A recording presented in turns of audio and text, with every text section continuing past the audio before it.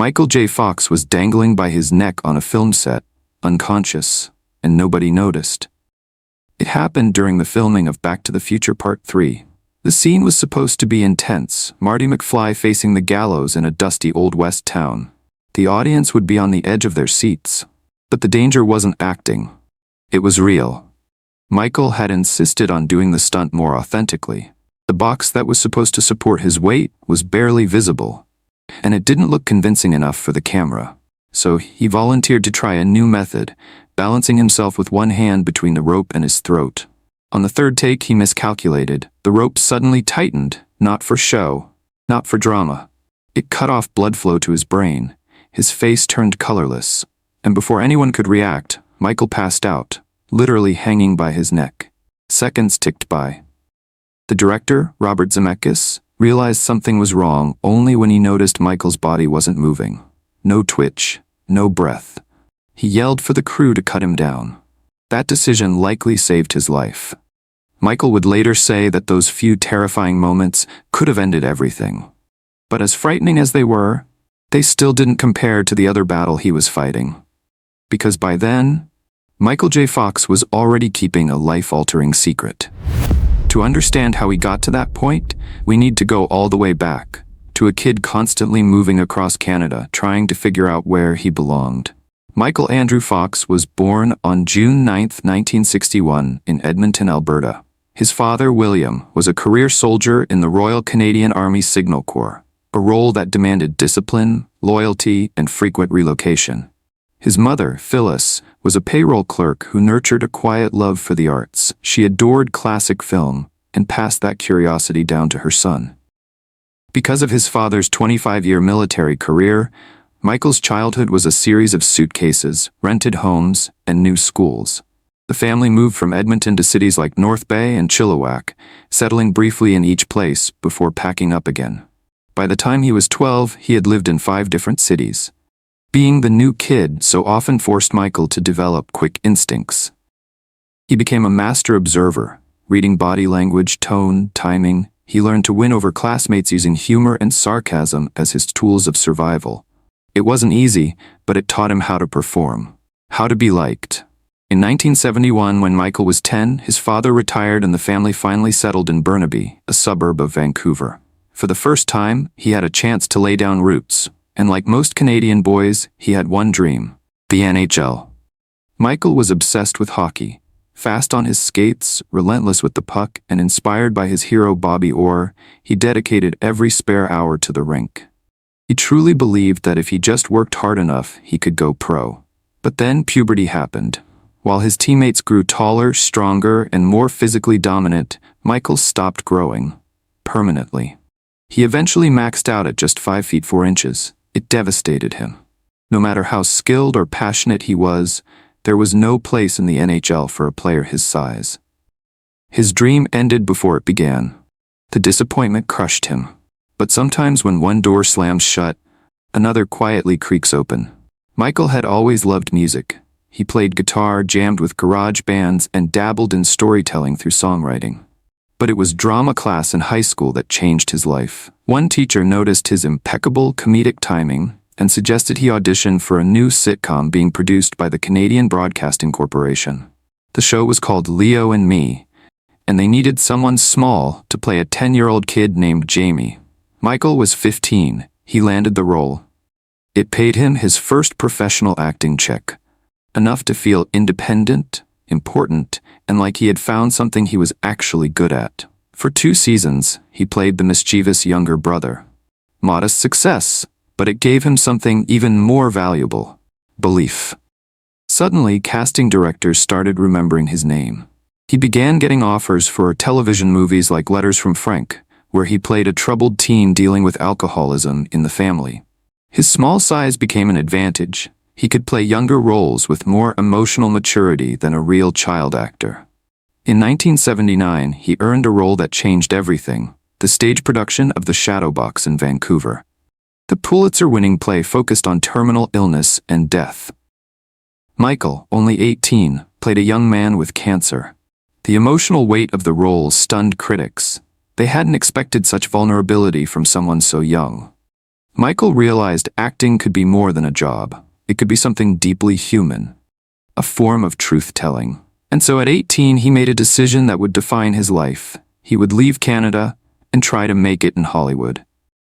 In 1979, Michael Fox arrived in Los Angeles with $500 in his pocket, 0 connections, and a dream that seemed ridiculous to most. He lived in a dingy West Hollywood apartment for $200 a month. Ate bologna sandwiches and off-brand cereal. He had no car, no stable work, and by 1980, no money. He was auditioning constantly, sometimes up to 100 times, but no one was hiring. His height, his Canadian accent, his lack of experience, it all worked against him. By late 1980, he was over $10,000 in debt. At one point, he had to sell his couch in pieces. Literally, section by section, just to pay rent. He had a minor role in a Disney comedy called Midnight Madness in 1980. His screen time? Less than 5 minutes. The paycheck? Just enough to survive for another couple of weeks. It was the lowest point of his career. And then came a forced transformation. When he tried to register with the Screen Actors Guild, he found the name Michael Fox was already taken. So on a whim, he added a middle initial, J. Not for anything specific, just because it sounded better than his actual middle name, Andrew. Thus, Michael J. Fox was born. On August 20th, 1982, everything changed. At the time, Michael was 21 years old, $30,000 in debt, and so behind on rent that his landlord had begun legal eviction proceedings. His phone bill was 2 months overdue, but somehow, the phone rang. It was his agent, Bob Schulenberg, delivering the news that would alter history. Michael had landed the role of Alex P. Keaton on Family Ties. He had beaten over 500 other actors, including Matthew Broderick. The pay? $5,000 per episode. Enough to save him from total collapse. The sitcom premiered just 1 month later, on September 22nd, 1982. At first, the show was meant to focus on the parents, 2 liberal ex-hippies trying to raise modern kids. But after just a few episodes, it was clear the breakout star wasn't the parents. It was Alex. Audiences loved the briefcase-carrying, Reagan-loving teenager.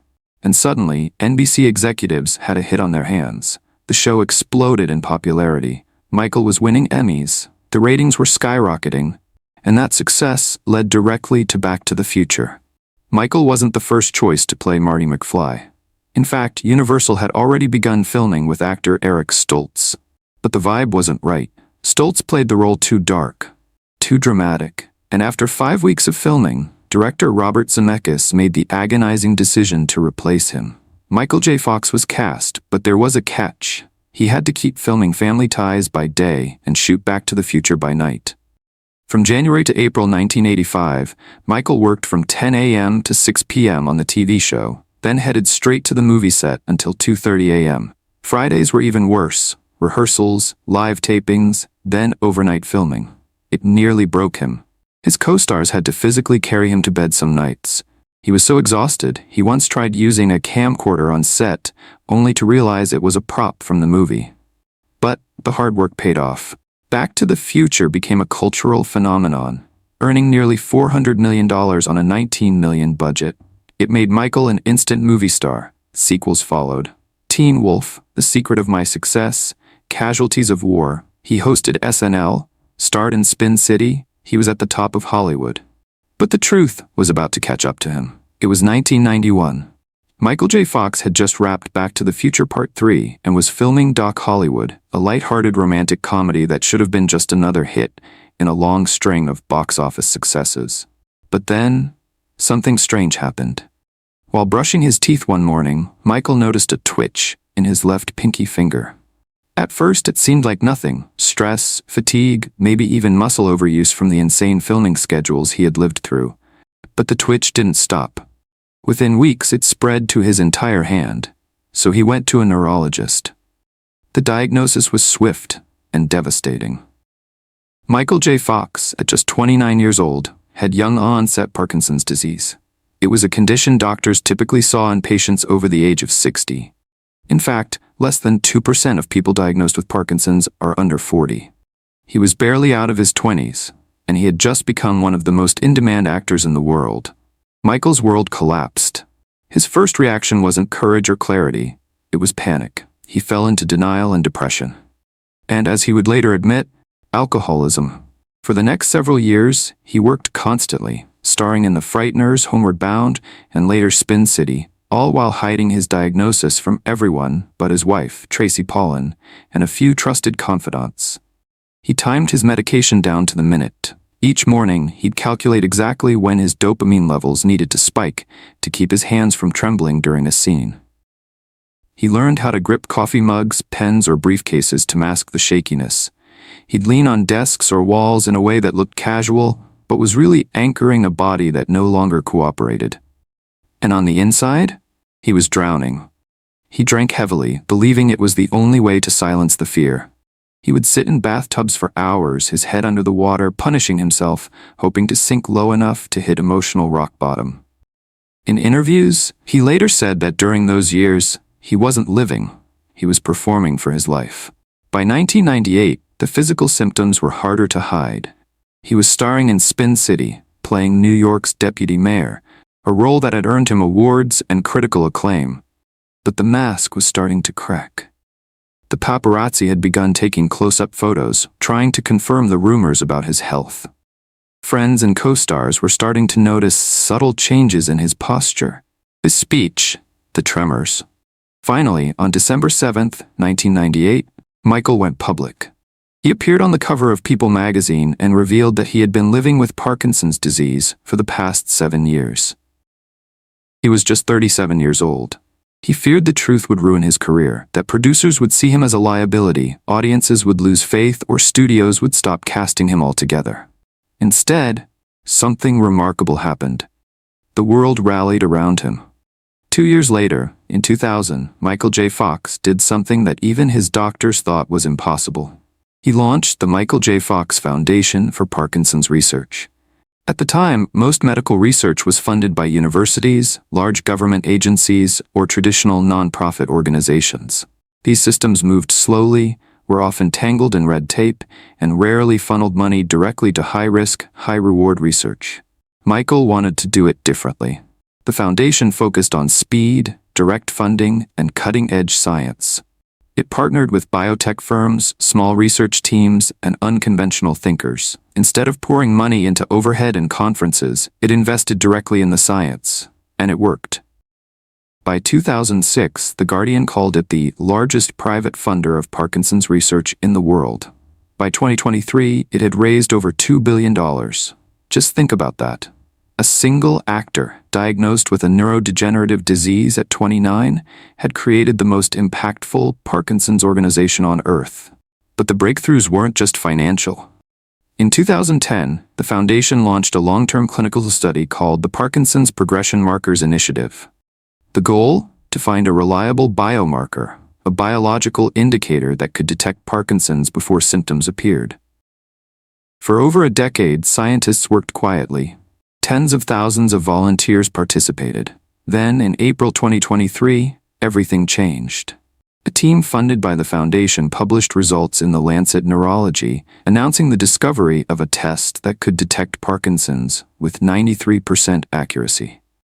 The test worked by identifying abnormal alpha-synuclein proteins in spinal fluid, often referred to as the Parkinson's protein. The implications were massive. Earlier diagnoses, more accurate clinical trials, and even the possibility of prevention. In September 2024, the FDA issued a formal letter of support endorsing the test for use in Parkinson's research. This wasn't just a medical milestone. It was the biggest Parkinson's breakthrough since the discovery of levodopa in 1967. And Michael's foundation had made it happen. Despite worsening symptoms, Michael never completely stopped acting. He transitioned into roles where his condition could be integrated naturally, like the cynical lawyer Louise Canning in The Good Wife, or guest appearances in Scrubs and Rescue Me. These performances earned him multiple Emmy nominations and one win. In 2009, he produced and hosted Adventures of an Incurable Optimist, a documentary exploring how hope fuels resilience. It took him from the US to India to Bhutan and earned yet another Emmy nod. He even found a new creative outlet, writing. His 2002 memoir, Lucky Man, became a #1 New York Times bestseller, followed by Always Looking Up, No Time Like the Future, and others. His audiobooks earned Grammy nominations, and in 2010, he won for Best Spoken Word Album. These weren't just celebrity memoirs. They were deeply honest reflections on pain, loss, perseverance, and finding purpose after everything else falls away.